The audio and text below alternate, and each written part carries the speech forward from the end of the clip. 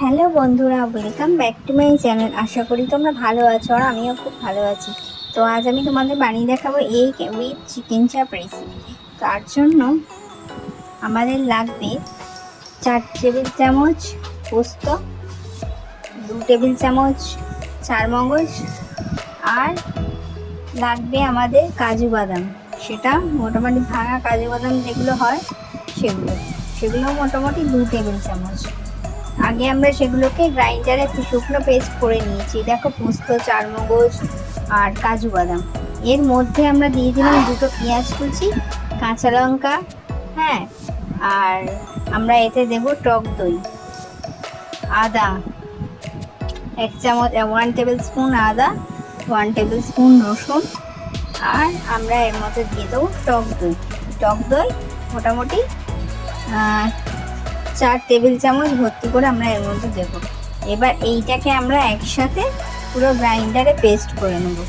হ্যাঁ, এবার পেস্ট করে নেওয়ার পর দেখো আমরা দিচ্ছি মোটামুটি 4 টেবিল চামচ মতো টক দই। এবার এগুলোকে আমরা আগে যে পেস্ট, তাহলে ফার্স্টে আমাদের পেস্ট করতে হবে কি, পোস্ত, চারমগজ আর কাজু। তারপর আমরা এগুলোকে মিশিয়ে একসাথে আবার গ্রাইন্ডারে পেস্ট করে নেব। এটাই হলো মেইন চিকেন চাপের মশলা। এবার আমরা এই যে চিকেনের লেগ পিসগুলোর মধ্যে আমরা আগে ছুরি দিয়ে এগুলোকে কাট করে নিয়েছি। এবার আমরা এই মশলাটাকে চিকেনের মধ্যে দিয়ে দেবো। আর আমরা চিকেনের মধ্যে একটু চিকেনটা সফট হওয়ার জন্য সোয়া সস আর ভিনিগার মাখিয়ে নিই। তো এটা অপশনাল, এটা যদি তোমরা করো তো চিকেনটা খুব সফট হবে, ভালো খেতে হবে। তো তার মধ্যে আমরা এই পেস্টটাকে মিশিয়ে নিলাম। আর এই যে বাকি আমরা আরও 4 টেবিল স্পুন মতো টক দই রেখে দিয়েছিলাম, মানে ধরো 1 কাপের একটু কম। তো সেই দইটাকেও আমরা এর সাথে মিশিয়ে নিলাম। এর মধ্যে আমরা দিয়ে দেবো কাশ্মীরি মির্চ, আচ্ছা, তারপর আমরা দিয়ে দেবো এর মধ্যে শাহি গরম মশলা যে গুঁড়োটা পাওয়া যায়, ওই গরম মশলা গুঁড়ো।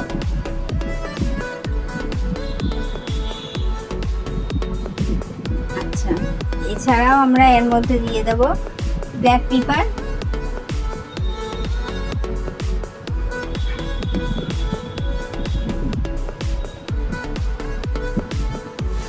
এছাড়া আমরা দিয়ে দেবো, যেহেতু মোগলাই রান্না, একটু মিঠা তো দিয়ে দেবো। আর বিরিয়ানির যে মশলা, মানে ধরো জায়ফল, জয়িত্রী গুঁড়ো যেটা আছে, ওটা আমরা যেহেতু বিরিয়ানি বানাই থাকে আমাদের ঘরে, তো সেহেতু সেই মশলাটা দিয়ে দেবো। আর একটু জাফরানের গুঁড়ো দিয়ে দেবো, যাতে এই কালারটা সঠিকভাবে চলে আসে। যদি এই তোমাদের এই জাফরানের গুঁড়ো না থাকে, সেক্ষেত্রে তোমরা একটু হলুদও ইউজ করতে পারো। এই দেখো, বিরিয়ানি মশলা আমার ছিল, তো বিরিয়ানি মশলাটা আমি দিয়ে দিচ্ছি। এর মধ্যে দিয়ে এটা মোটামুটি ওভারনাইট আমি ম্যারিনেট করে এটা ফ্রিজের মধ্যে রেখে দিয়েছিলাম। কেননা সারা রাত ধরে যদি ম্যারিনেট করে দাও, তাহলে কি হবে, এটা টেস্টটা খুব ভালো হবে। চিকেনের কাটা যে অংশগুলো, তার মধ্যে এই মশলাটাকে ভালো করে ঢুকিয়ে দিতে হবে, যাতে টেস্টটা খুব ভালো আসে। এরপর পরের দিন সকালে আমি ফ্রিজ থেকে বার করে 1 ঘন্টা এমনি রেখে দিয়েছিলাম। তারপর আমি গ্যাসে কড়াই বসিয়ে দিয়েছি, তার মধ্যে 4 টেবিল চামচ ঘি দিয়েছি, তার মধ্যে সাদা তেল দিয়েছি। এবার আমি এই চিকেনের পিসগুলোকে একে একে ভেজে নেবো এর মধ্যে। এইভাবে তোমরা বাড়িতে বানিয়ে দেখো, খুব সুন্দর হয় চিকেন চাপের রেসিপিটা। আর এটা খুব ইজি আর সহজে হয়েও যায়, আর টেস্টটা দারুণ হয় খেতে। আর যদি তোমরা সারা রাত ম্যারিনেট করে রাখতে পারো তো খুবই ভালো, না হলে করার মোটামুটি 3-4 ঘন্টা মতো তোমরা ম্যারিনেট করে রাখো, তারপরে তোমরা এটা রান্না করবে। এই দেখো, ভাজা হয়ে গেল লাল লাল করে। এবার আমরা লেগ পিসগুলোকে একে একে তুলে নিচ্ছি। সে লেগ পিস হোক, থাই পিস হোক, মোটামুটি একটু বড় দেখে চিকেনের পিসগুলো করতে হবে।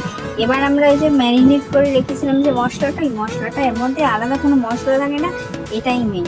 এবার এই মশলাটা আমরা এর মধ্যে দিয়ে দিলাম। খুব ইজি এই চিকেন চাপের রেসিপিটা। এবার তোমরা এইভাবে দিয়ে দেওয়ার পর এবার একটুখানি ভালো করে মিশিয়ে নিতে হবে মশলাটার সঙ্গে। দেখো, মোটামুটি এবার আমি একটু ঢাকা দিয়ে দিলাম। হ্যাঁ, কিছুক্ষণ ঢাকা দেওয়ার পর দেখো মোটামুটি তেল একটু ছেড়ে মতো এসছে। হ্যাঁ, এবার আমরা নামানোর আগে কিছুক্ষণ ফুটে যাওয়ার পর আমরা নামানোর আগে আমরা একটু গরম দুধ করে তার মধ্যে আমরা কেচারটাকে বুড়িয়ে দেবো, আর ওই কেচার ভরানো দুধটাকে আমরা চিকেন চাপের মধ্যে দিয়ে দেবো।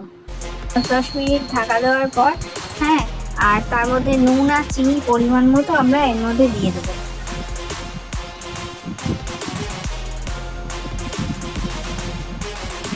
তো দেখো, এরপর আমি সেদ্ধ ডিম করে রেখেছিলাম 6টা মতো, 5-6টা মতো, তো সেই ডিমটাও আমি এর মধ্যে দিয়ে দিলাম। তো এগ উইথ চিকেন চাপের রেসিপি। তো এটা খেতেও দারুণ হয়েছিল। আর নুন চিনিটা কিন্তু অবশ্যই পরিমাণ মতো দেবে, আর ঝালটাও তোমরা যেরকম খাও সেই অনুযায়ী দেবে। তো আমাদের চিকেন চাপ রেডি। তো এটা তোমার নান, তান্দুরি রুটি, এই সব কিছু দিয়ে তোমরা ট্রাই করতে পারো। তো আজকের মতো টাটা।